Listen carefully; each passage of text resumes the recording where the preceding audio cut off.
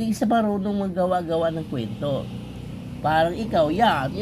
Gusto mong tumayo, di ba?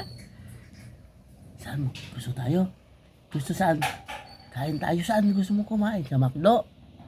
Sa Jollibee? O Chowking? O, alam ko, ang gusto mo Chowking. Kasi ang iyong mata singkit. So, doon ikaw gusto kain. No, di ba? O, dila-dila agad kasi gusto nga ang Chowking. Ano gusto mo kainin doon sa Chowking? Ha? Ay, tawa-tawa siya. Ha? Noodles. Oh. Hilig kasi incheck noodles.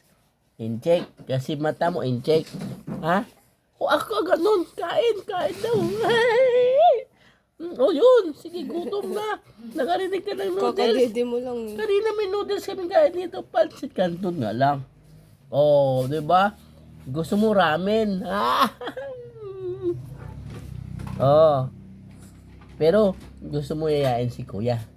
Ha? Si Kuya Prince? Gusto mo? Ay, gusto kasama. Kasama si Kuya. Doon pa si Kuya sa school. Gusto mo sasama ka pag sundo kay Kuya? Ha? Tapos maiwan ka lang sa e-bike. Paano yun? Hindi mo kaya maiwan sa e-bike. Ha? Ha? Ano? Doon na yan. Itatali yung iyong Siguro. gawaan ka na artificial